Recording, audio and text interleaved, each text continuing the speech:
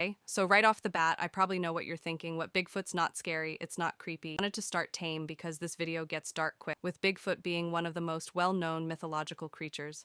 I did want to touch on him quickly because I feel like with how well-known he is, there are a lot of elements of his lore that are not talked about. So, for starters, Bigfoot is alleged to be anywhere from 6 to 15 feet tall, muscular and smelly, with as much evidence that may exist about Bigfoot. There is still a lot that is relatively not known, and for me personally, this unknown makes Bigfoot a rather scary creature. Just imagine yourself up in the mountains hiking in Oregon. You smell an awful stench that you can't quite describe and you can't quite identify the source of. And you turn around and you see this 15-t tall muscular ape looking at you.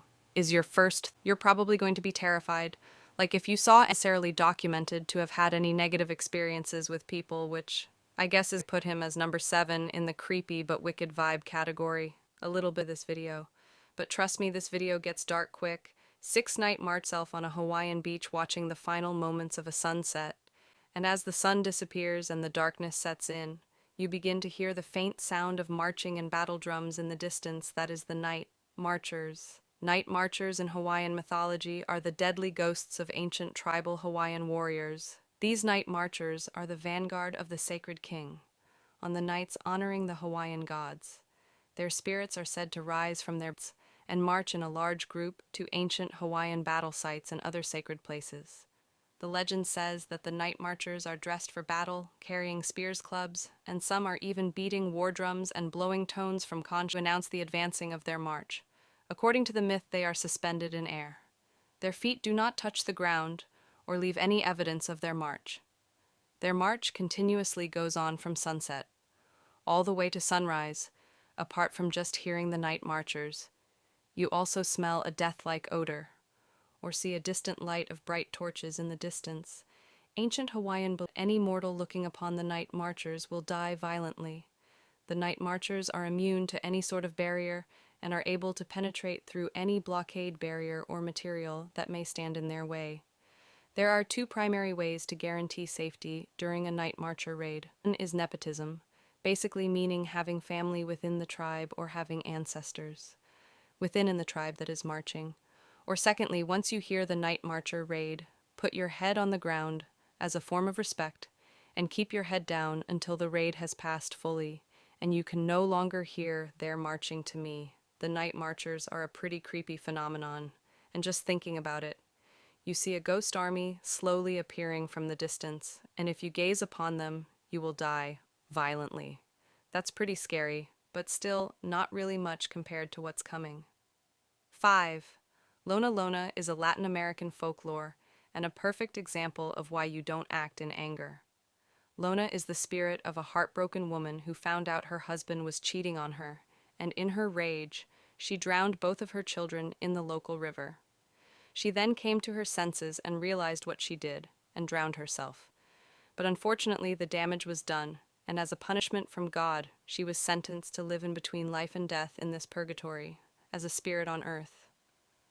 Lona's spirit is also known as the Weeping Woman, because she could be heard crying and yelling near bodies of water. In the middle of the night, she is said to be looking for the spirits of her children, whom she will not find, as they have already passed on to the other side, and because of this, in the middle of the night, she will lure wandering children with gifts as a form of apology, and then will drown them if you are near a body of water at night and hear a woman crying. Your best bet is to leave immediately. It is said that just hearing her weeping causes horrible luck, and listening for too long is asking for death. 4. The Kelpie. The Kelpie is a prevalent theme in Celtic folklore and has many accounts from Scotland, Ireland, and Iceland that are all relatively consistent in nature. The Kelpie is described as a beautiful black horse standing in shallow water in a loch. The horse may seem inviting, but if you do encounter a Kelpie, the last thing you want to do is mount it. Almost immediately after contact is made between you and the Kelpie, you will notice that you are bound to the horse, almost seemingly glued to the horse's body wherever you touched it. At this point, the Kel will slowly begin to walk deeper and deeper into the water, ultimately drowning you and then eating your body. I personally found the Kelpie more scary than Lona. simply because there's more danger involved with Lona.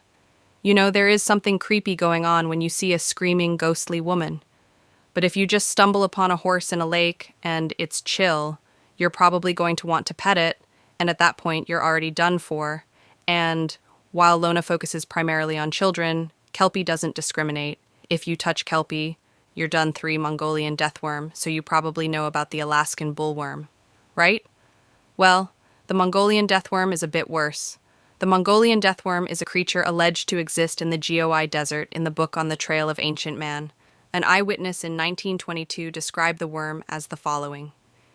It is shaped like a sausage, about 2 or 3 feet long, has no head nor legs. Yet it's so poisonous that merely touching it means instant death. It lives in the most desolate parts of the Goi Desert. The creature itself is believed to live below the sand and only surfacing to attack its prey, which consists of small rodents, camels, and humans.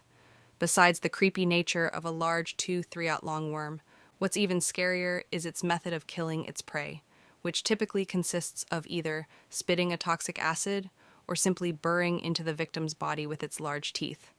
Either way, the Mongolian deathworm is super scary and not something I'd want to experience to Wendigo. The Window originates from the Algonquin people of Canada and us, and it is a folklore creature that is believed to exist to this day, hidden in extremely remote areas. The Window is often said to be a malevolent spirit that possesses regular innocent humans. Like you or I once possessed, the victim becomes overtaken by this insatiable hunger greed and desire for human flesh. Wendigos are commonly described as giants that are many times larger than human beings. Whenever a Wendo ate another person, it would grow in proportion to the meal it had just eaten, so it could never be full.